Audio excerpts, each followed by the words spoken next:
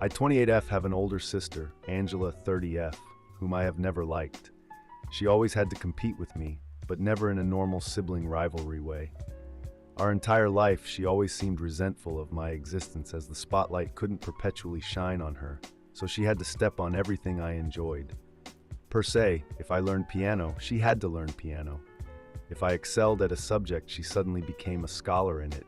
If I told my mom I had a crush, Angela would be dating that boy in a week.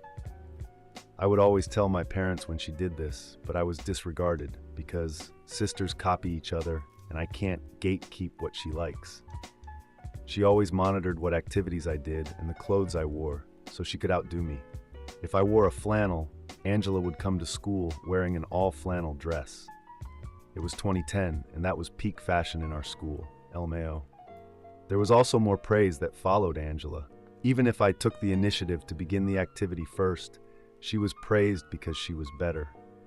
My parents would miss work to attend her dance recitals, going to every single one because the world would stop if they missed it. However, I remember maybe 2 of mine they attended because they were stuck at work or were otherwise preoccupied. Angela reveled in this. She would make comments under her breath around our parents. Whenever our parents weren't around, she'd tell me how much she hated me and how I should stop trying because I would always come second to her. She also physically bullied me in school. Angela purposely tripped me, threw things at me, and hit me in the hallways on a nearly daily basis. The school had gotten involved multiple times, threatening Angela with suspension, and my parents fought it every time. My parents repeatedly told administration that this was a family matter and we were just bickering like normal sisters. She was never once reprimanded by either parent. Once Angela was caught impaling a cat on the school fence, and my parents still defended her, saying this was normal teenage behavior. I often was in trouble as Angela would start crying, saying how she was being targeted by the school when I had antagonized her. After one of these occasions, Angela cut and bruised herself to prove to Dad that I was the aggressor. I became a pariah due to Angela's malicious rumors about me, so it was difficult for me to make friends. I resorted to only befriending people from other districts.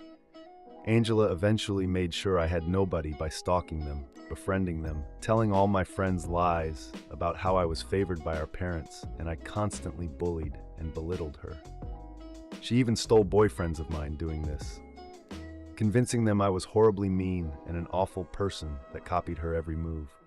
Once she catfished me on MySpace for 4 months and baited me into sending her nudes, which she proceeded to send my parents and everyone in school, including teachers. Later on, she told one of the boys I liked that those were actually her pictures and I had catfished her. The day of my high school graduation, my mom sat me down and told me Angela revealed the horrid abuse she'd suffered at my hand, and I was no longer welcome in their home. After moving out the next day, my parents made very few attempts to communicate with me, only the occasional holiday and birthday text. All financial aid was also abruptly ended as soon as I stepped foot on campus. I met my now husband shortly after this, and we were married within a year. They did not feel inclined to attend my wedding or even congratulate me. I informed my parents when I had my first child 8 years ago as an opening, but they have made no attempt to contact or meet any of my 3 children. Best I know of Angela now, from what I've heard, is that she got married to one of the boyfriends she stole from me in high school, and she's been posting about her infertility issues and how she can't offer my parents their first grandbaby. After years of silence, I received in text at 8 this morning from my mother that I will copy and paste below. Hey name, it's me, your mama.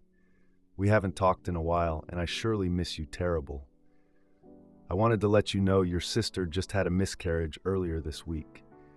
Angie and Justin are struggling a lot right now. Send something a little sweet her way. I'm sure she'd appreciate it. Get back to me, I love you. I hate to say it, but I'm glad she's suffering. I'm glad she doesn't get to be a mother. If she tormented me for years, what would she do to a child? Especially a girl. I don't wish death on any baby, but I know in my heart that child would be damaged by her. I'm angry at my parents expecting me to have any sense of obligation to her. I don't even have any sense of obligation to them. They always believed her and dismissed me. I was always the problem child, and it's strange how my mother can be so warm to me when asking me to do something for my sister. Also, the fact they cared more about my sister's now dead fetus than my actual children, who wonder why they only have one set of grandparents.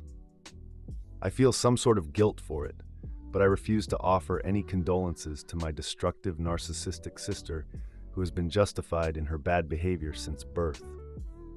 Maybe this will change her, help her develop empathy or any type of emotion that isn't hate or vindictiveness. If that happens, I would be more than willing to offer support, but until then I feel nothing but a small inkling of happiness that she's hurt. Am I awful for this? Update. Hey, I'm back with an update. I wanted to thank all of y'all sincerely for the comments, awards, and personal messages I've received. I feel very emotional knowing that my account of my childhood is finally being believed and met with warmth and support. It's been hard for me to talk about, as many believe I'm being disingenuous or overdramatic. It's hard to believe, so I get it. So really thank you all from the bottom of my heart. I decided not to respond to my mother. I blocked both of my parents, and I thought it would end there, but when does it ever? Wednesday morning, my messenger was being flooded with texts from my parents' siblings. Most of the messages consisted of me being told I need to answer my mother's calls and how callous I was being. I proceeded to block all of them as well.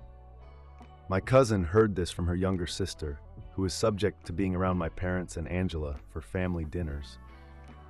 My mother and her siblings all live within a couple blocks from each other and eat together most nights. I don't know if I can post the screenshot, so I'll type out the messages. Aunt Kathy, my mom, I hope that makes this easier to understand. Angela kept calling Op an abusive ingrate because she wouldn't talk to Aunt Kathy. Aunt Kathy said they need to start inviting Op to family SHT, so she comes around to being a surrogate. It got weird RQ because Angela said she wants to use my husband's sperm, so her kid is tall and has blue eyes. Then Kathy was saying how they just need to be around her for like a year, then they can cut her off again or do TV. Angela kept saying Op is the only way she can have kids because she doesn't want to raise someone's trash baby. Reading those messages made me want to hurl. Do they think my uterus is some fish hatchery that can be bought with some kind words and casserole? It's nice to know Angela is too much of a narcissistic ass to adopt, though. I'm officially done with every single one of them. If they try to come around me, I will get a restraining order before they can even darken my doorstep.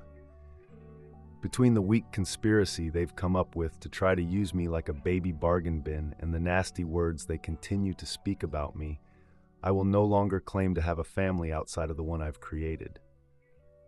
I'm sorry if this is difficult to read, but reading that again just got me so worked up. But y'all finally got the update you asked for, so that's the silver lining of this, I guess. Anyways, thank you guys.